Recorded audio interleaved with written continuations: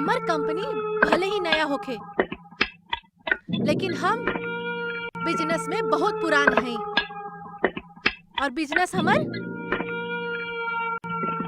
खून में बा। ये चलते हमरा से होशियारी और चालाकी करे के कोशिश मत करिहा, समझला? जी मैम साहब। जब तक हम तोहरा से मुंह खोलेला ना कहेम तब तक मुंह बंद रखा। अंडरस्टूड? जी मैडम। अभी कहनी ना, जब तक मुंह खोलेला ना कहल जाए तब तक अपन मुंह बंद रखिया। अरे मैडम संभालिए अपन आपके। बदतमीज, हमरा टच करे के हिम्मत कैसे भइल तोहर? Sorry madam. अभी बोलनी ना, जब तक हम तोहरा से ना बोली तब तक अपन मुंह बंद रखा, समझ में ना मिला? तू समझला? तू समझला कि ना? बोल ना सकेला? गूंगा बड़ा का? जी मैडम। अभी कहनी ना, चुप रहा। चुप ना रह सकेला? जी मैडम। फिर से मुंह खोल ला। अब जा और सब काम पे लग जा। इतना जल्दी सब चल गए?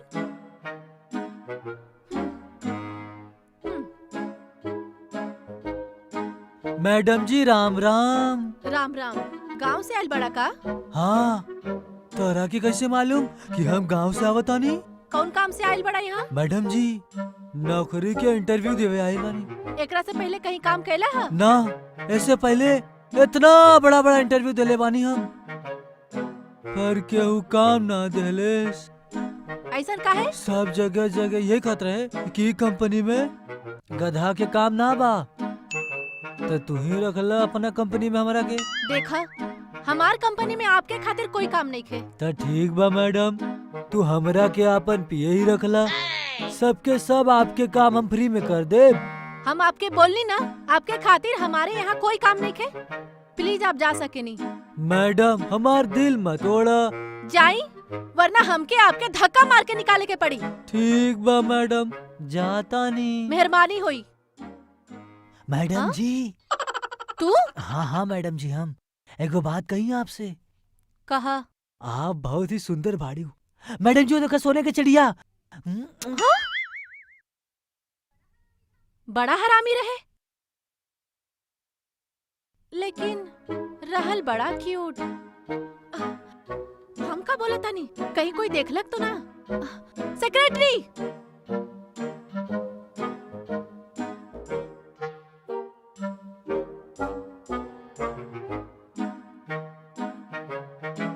तोहनी लोगन के काम बिल्कुल सही नहीं खे।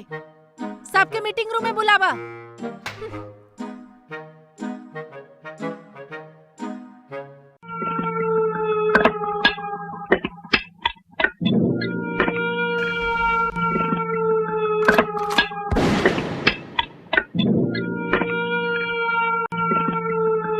बदतमीज, खड़ा हो जा।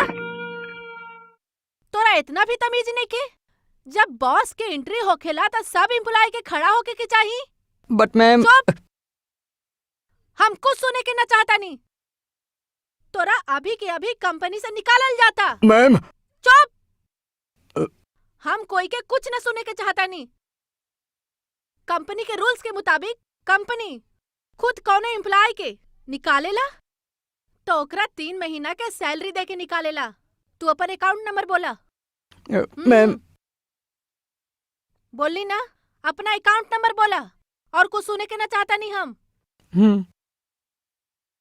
12123848। तोहर 3 महीना के सैलरी तोहर अकाउंट में ट्रांसफर हो गइल बा। दफा हो जा यहाँ से। Thank you ma'am. देखला तोहनी लोगन, जे भी एम्प्लॉय ई कंपनी के रूल्स के मुताबिक ना चली ओकरा यही सजा मिली। लेकिन मैडम वो कंपनी के एम्प्लॉय ना रहे, वो कुरियर बॉय रहे।